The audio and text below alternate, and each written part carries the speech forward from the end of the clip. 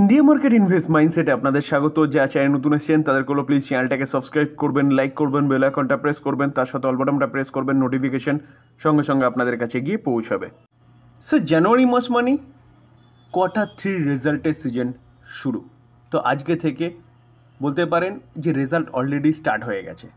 তো এই কোম্পানিটাকে দেখলে দেখা যাবে, দেখুন কোম্পানিটা প্রায় 9.5% একটা ভালো অফসাইড মুভমেন্ট দেখিয়েছে, যেখানে এই কোম্পানিটার যে মুভমেন্টটা দেখিয়েছে জাস্ট কিছুক্ষণ আগে, তো এই কোম্পানিটার রেজাল্ট ডিক্লেয়ার হওয়ার কথা ছিল। তো রেজাল্ট চলে এসছে, জাস্ট কিছুদিন আগে কোম্পানিটা লিস্ট হয়েছিল।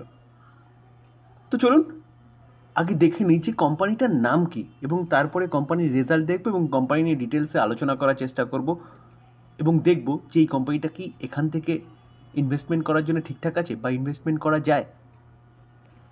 কোম্পানির নাম কি? মুভিকুইক। এই কোম্পানিটার কাজ কি করে? এই কোম্পানিটা পেমেন্ট সলিউশন প্রোভাইড করে।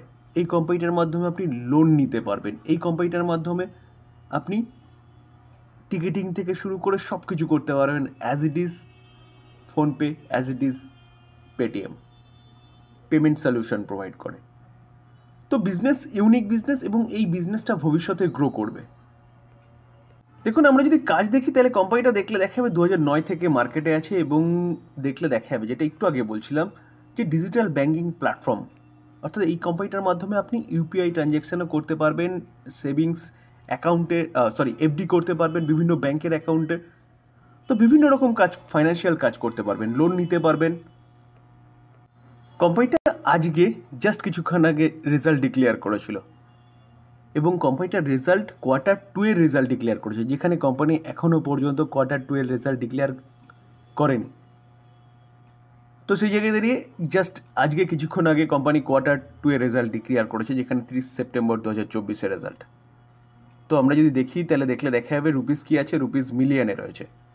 তো কোম্পানি, এটা হচ্ছে এক বছর আগে সেপ্টেম্বর, তার আগের জুন এবং সেপ্টেম্বর, এই বছরের সেপ্টেম্বর। দেখলে দেখা যাবে কোম্পানি টোটাল ইনকাম কী করেছে। আমরা যদি টোটাল ইনকাম দেখি, দেখলে দেখা যাবে কোম্পানি এক বছর আগে কী করেছিল 2063, আগের কোয়ার্টারে 3446, এই কোয়ার্টারে 2954। তো ইয়ারলি জাম্প করলেও কোয়ার্টারলি পড়েছে কোম্পানির রেভিনিউ। কোম্পানির টোটাল এক্সপেন্সেস দেখলে দেখা যাবে, এক্সপেন্সেস কী বলছে যে এক বছর আগে 1939, আগের কোয়ার্টারে 3465, এই কোয়ার্টারে 2871। তো কোম্পানি ইয়ারলি অনেকটা জাম্প করেছে, কোয়ার্টারলি পড়েছে খরচাও। তো ইনকাম মাইনাস এক্সপেন্সেস করলে পরে কোম্পানির অপারেটিং প্রফিট পাওয়া যায়। তো অপারেটিং প্রফিট যদি দেখি, দেখলে দেখা যাবে কোম্পানি এক বছর আগে 123 করোড় প্রফিট করেছিল, আগের কোয়ার্টারে 18 করোড় নেগেটিভ ছিল, মাইনাসে ছিল, এই কোয়ার্টারে 82 করোড়। অর্থাৎ কোম্পানির ইয়ারলি কমলেও কোয়ার্টারলি কিন্তু কোম্পানির যে প্রফিট, সেই প্রফিটটা কিন্তু অনেকটাই বেড়ে গেছে। এবার ট্যাক্স ও অ্যাডজাস্টমেন্ট সেগুলো বাদ দিলে দেখলে দেখা যাবে কি প্রফিট ফর দ্য পিরিয়ড। তো প্রফিট ফর দ্য পিরিয়ড কী বলছে, কোম্পানি এক বছর আগে 58 করোড় প্রফিটে ছিল, আগের কোয়ার্টারে অর্থাৎ জুনের কোয়ার্টারে 113 করোড় মাইনাসে ছিল, এবং এই সেপ্টেম্বরের কোয়ার্টার কত 29 করোড়। তো কোম্পানির লসটা অনেক ন্যারো হয়েছে। যদিও ইয়ারলি দেখলে দেখা যাবে কোম্পানি ভালো পারফরমেন্স করেনি, কোয়ার্টারলি দেখলে দেখা যাবে কোম্পানির লস কিন্তু অনেকটাই ন্যারো করেছে। তো আমরা যদি ইপিএস দেখি, সেটাও দেখতে পারবো এক বছর আগে 1.03, যেটা আগের কোয়ার্টারে অর্থাৎ জুনের কোয়ার্টারে 1.99, আর সেপ্টেম্বরের কোয়ার্টারে 0.51, দুটোই কিন্তু লাস্ট দুটো নেগেটিভ। তো কোম্পানি Q2 এর রেজাল্ট ডিক্লেয়ার করেছে, এখন Q3 রেজাল্ট সিজন চলছে। তো কোম্পানি Q2 এর যে রেজাল্ট দেখিয়েছে না, সেটা ভালো দেখিয়েছে বলে কিন্তু মার্কেট সেলিব্রেট করছে, এবং কোম্পানিটা 8% মতন ভালো অফসাইড মুভমেন্ট দেখাচ্ছে। তো এবার প্রশ্ন হচ্ছে কোম্পানিতে ইনভেস্টমেন্ট করা যায় কি না। দেখুন, কোম্পানি যে বিজনেসটা করছে সেটা ফিউচার ওরিয়েন্টেড বিজনেস করছে। আস্তে আস্তে কিন্তু মানুষের মধ্যে এই প্রবণতা বাড়ছে যে কি, যে অনলাইন ট্রানজ্যাকশান করা, ইউপিআইয়ের মাধ্যমে ট্রানজ্যাকশান করা, ফাইন্যান্সিয়াল সার্ভিসগুলো সব কিছু অনলাইনের মাধ্যমে করা। তো এই কোম্পানিটা সেই সার্ভিস প্রোভাইড করে, যেখানে মার্কেট কিন্তু আস্তে আস্তে বাড়ছে এই কোম্পানিটার মার্কেট শেয়ার। আমরা যদি কোম্পানিটার প্রফিট দেখি, তো দেখলে দেখা যাবে, দেখুন 4 বছর আগে 111 করোড় নেগেটিভ ছিল, সেটা 128 করোড়, সেটা অনেকটা কমেছে, কত 84 করোড়। তো 84 করোড়টা দেখুন প্লাসে এসছে কোম্পানি 2024-এ। তো কোম্পানি আস্তে আস্তে কিন্তু প্রফিটের দিকে এগোচ্ছে। তো সেই জায়গায় দাঁড়িয়ে স্যার এই কোম্পানিটা কিন্তু আপনি রাডারে রাখতে পারেন, কোম্পানি কিন্তু ভালো করতে পারে। জাস্ট কিছুদিন আগে কোম্পানি লিস্ট হয়েছিল, তো আমরা যদি কোম্পানির এক মাসের চার্ট দেখলে দেখাবে কোম্পানিটা কিন্তু এক মাসে 15% মতন রিটার্ন দিয়েছে। তো এই কোম্পানিটা আপনি কিন্তু রাডারে রাখতে পারেন, কোম্পানি ভালো করতে পারে লং টার্মের জন্য। শর্ট টার্মে অনেক কিছু হতে পারে, আমি কিন্তু লং টার্মের পয়েন্ট অফ ভিউতে বললাম।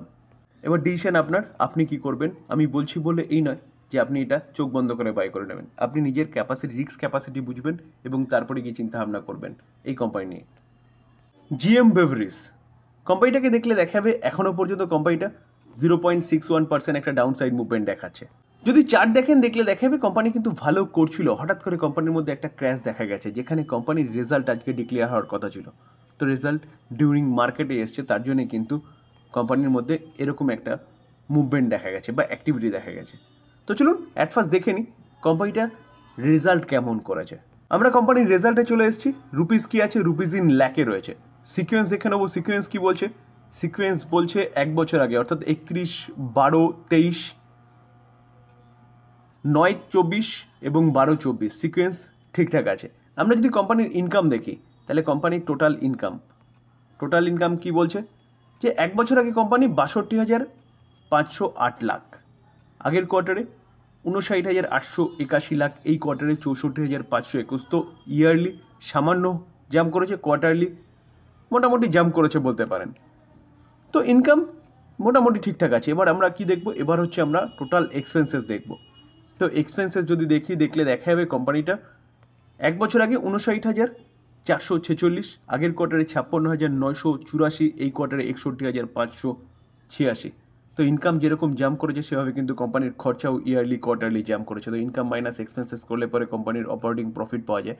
তো অপারেটিং প্রফিট যদি দেখি তাহলে দেখা যাবে কোম্পানি এক বছর আগে 3,062, আগের কোয়ার্টারে 1,897, এই কোয়ার্টারে 2,935। তো ইয়ারলি কোম্পানির প্রফিট পড়েছে। আর কোয়ার্টারলি দেখলে দেখাবে কোম্পানির প্রফিট কিন্তু বেড়েছে সামান্য হলেও। এবার আমরা কি দেখব, এবার হচ্ছে প্রফিট ফর দ্য পিরিয়ড অর্থাৎ নেট প্রফিট যদি দেখলে দেখাবে কোম্পানি এক বছর আগে 2,260, আগের কোয়ার্টারে 2,167, এই কোয়ার্টারে 2,197। তো নেট প্রফিট বা প্রফিট ফর দ্য পিরিয়ড সেটা কিন্তু সব রকম অ্যাডজাস্টমেন্টের পরে পাওয়া যায়, ট্যাক্স ও অ্যাডজাস্টমেন্ট। তো সেখানেও দেখলে দেখা যাবে কোম্পানি ইয়ারলি কমে গেছে কিন্তু কোয়ার্টারলি সামান্য হলেও বেড়েছে। সেটা আমরা ইপিএসও দেখতে পারবো যে এক বছর আগে কোম্পানি 12.37 ছিল, আগের কোয়ার্টারে 9.48, এই কোয়ার্টারে 9.61। ইয়ারলি কমেছে, কোয়ার্টারলি সামান্য বেড়েছে। যারা জানেন তারা জানেন, আর যারা জানেন না তাদের জন্য বলে রাখি যে এই যে জিএম বেভারেজ, এই যে কোম্পানি নিয়ে আলোচনা করতে চলেছি, সেই কোম্পানিটা কিন্তু কী করে, অ্যালকোহল তৈরি করে। তো এই কোম্পানির বিজনেস তো ভালো, ফিউচার ওরিয়েন্টেড বিজনেস এবং প্রফিটও ভালো করে, কিন্তু এই কোম্পানির মাঝে মাঝে মার পড়ে। কেন মার পড়ে? কারণ গভর্নমেন্ট ট্যাক্স বাড়ায়। যত ট্যাক্স, যা কিছু ট্যাক্স সবার আগে কিন্তু এই কোম্পানিগুলোর ওপর বাড়ানো হয়। তো তার ফলে এই কোম্পানিগুলো তখনই কিন্তু প্রফিটেবিলিটিতে এফেক্ট দেখা যায়। দেখলে দেখা যাবে, দেখুন এক বছরে কোম্পানিটা যথেষ্ট ভালো পারফরমেন্স দেখিয়েছে 48%, এবং 5 বছরে দেখলে দেখা যাবে কোম্পানি 5 বছরে 154% ভালো পারফরমেন্স দেখিয়েছে। তো এই কোম্পানিটা যদি আমরা ম্যাক্সিমাম চার্ট প্যাটার্ন দেখলে দেখা যাবে, দেখুন 6,695। তো কোম্পানির চার্ট যদি দেখেন না, চার্ট কিন্তু এরকম মাঝে মাঝে বাড়বে, এরকম মাঝে মাঝে কমবে, আবার বাড়বে আবার কমবে। কখন কমবে? যখন ট্যাক্স বাড়াবে। কখন বাড়বে? যখন ট্যাক্স ঠিকঠাক থাকে। তো আলটিমেটলি লং টার্মের জন্য যারা এইটাকে ঝেলতে পারবে তারা কিন্তু চিন্তাভাবনা করতে পারেন। কোম্পানি ভালো বিজনেস এবং বিজনেসের ভবিষ্যতে চলবে। তো এই জায়গায় দাঁড়িয়ে লং টার্মের জন্য ফিউচার ওরিয়েন্টেড বিজনেস বা লং টার্মের জন্য আপনি চিন্তাভাবনা করতে পারেন, তবে এইটা মাথায় রেখে কিন্তু স্যার ট্যাক্সের বোঝাও, মানে ট্যাক্সের মারও কিন্তু এই কোম্পানিটার ওপর ভালোই পড়ে। তো ডিসক্লেমার দিয়ে রাখি, দুটো কোম্পানির রেজাল্ট পাওয়া যাচ্ছিলো, সেটা নিয়ে আলোচনা করলাম। টোটালটাই লার্নিং পারপাস। বাই করবেন, নিজে ফার্দার অ্যানালাইসিস করবেন, তারপরে বাই করবেন, বা আপনি আপনার ফাইন্যান্সিয়াল অ্যাডভাইজারের সাথে কথা বলে নিয়ে তারপর বাই করবেন। থ্যাংক ইউ, ভালো থাকবেন।